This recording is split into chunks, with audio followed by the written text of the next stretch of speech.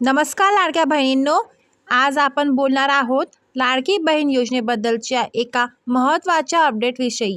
लाडकी बहीण योजनेचा नोव्हेंबर महिन्याचा हप्ता महिलांना मिळणार नाही अशी शक्यता व्यक्त केली जात आहे.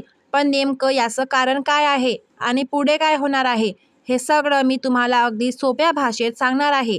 तर हा व्हिडिओ तुम्ही शेवटपर्यंत जरूर पहा. सर्वप्रथम आपण बोलूया ऑक्टोबर महिन्याबद्दल. सरकारकडून ऑक्टोबर महिन्याचा हप्ता आधीच जमा होण्यास सुरुवात झाली आहे. बऱ्याच लाडक्या बहिणींना ऑक्टोबर महिन्याचा हप्ता त्यांच्या खात्यात जमा झालेले आहेत. पण काही लाडक्या बहिणींचे कमेंट येत आहे की त्यांना आतापर्यंत ऑक्टोबर महिन्याचा हप्ता मिळालेला नाही.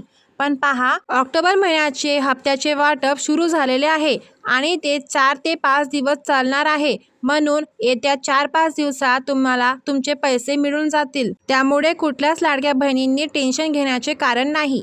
आदिती तटकरे मॅडम यांनी याबाबत घोषणा केली होती आणि अनेक महिलांच्या खात्यात पैसे जमा देखील झाले आहेत. पण ज्यांच्या खात्यात अजून पैसे आले नाही त्यांनी बँक ॲपवर किंवा पासबुक अपडेट करून यावर खात्री करून घ्यावी. चला तर आता आपण आजची महत्त्वाची अपडेट पाहूया. तुम्ही इथे पाहू शकता, लाडक्या बहिणींचे टेन्शन वाढवणारी बातमी समोर आली आहे. लाडक्या बहिणींना कदाचित नोव्हेंबरचा हप्ता मिळणार नाही. लाडकी बहीण योजनेत महिलांना ऑक्टोबरचा हप्ता देण्यात आला आहे.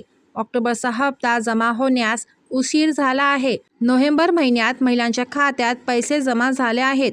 दरम्यान आता लाडक्या बहिणींना नोव्हेंबरचा हप्ता कधी मिळणार असा प्रश्न पडला आहे. दरम्यान महिलांना नोव्हेंबरचा हप्ता न मिळण्याची शक्यता आहे.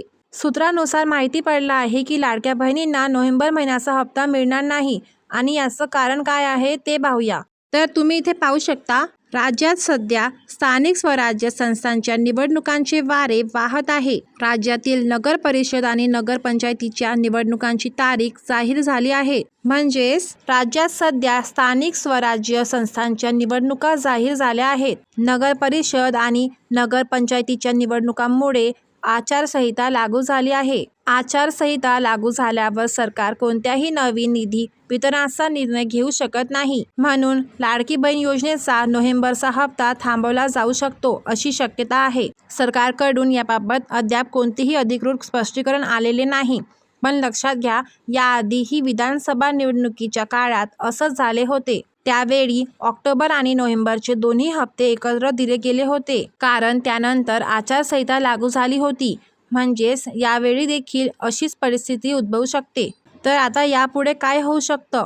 जर निवडणुका पूर्ण झाल्यानंतर आचारसंहिता संपली तर सरकार पुन्हा हप्ते सुरू करू शकते. म्हणजेच महिलांना नोव्हेंबर आणि डिसेंबरचे दोन्ही हप्ते एकत्र मिळण्याची शक्यता आहे. त्यामुळे घाबरू नका, संयम ठेवा आणि तुमच्या खात्यात अपडेट तपासत राहा.